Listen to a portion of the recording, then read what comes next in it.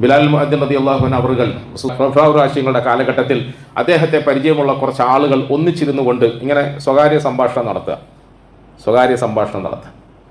പഴയ കാലത്ത് അദ്ദേഹം അനുഭവിച്ച ത്യാഗങ്ങളെക്കുറിച്ചിട്ടും വിഷമങ്ങളെക്കുറിച്ചിട്ടും ഒക്കെ പറയാം.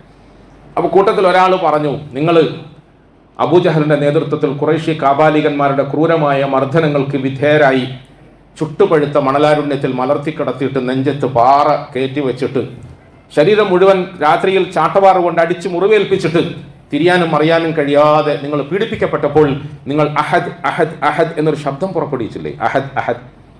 ആ അഹദിന്റെ ശബ്ദം ഭയങ്കര കർണാനന്ദകരമാണ്. ബിലാലിന്റെ ബാങ്കുലി മാത്രമല്ല കർണാനന്ദകരമായിട്ടുള്ളത്. അഹദ് അഹദ് എന്ന ആ ശബ്ദമുണ്ടല്ലോ, കണ്ണുനീരിൽ ചാലിച്ച ഹൃദയത്തിന്റെ ഉള്ളിൽ നിന്നും പുറത്തേക്ക് വരുന്ന നൊമ്പരത്തിന്റെ ആ ശബ്ദം, ഞങ്ങൾക്ക് ആ ശബ്ദം ഒരിക്കൽ കൂടി ഒന്ന് പുനരാവിഷ്കരിക്കാമോ എന്ന് ചോദിക്കാം. ഒന്നും കൂടെ.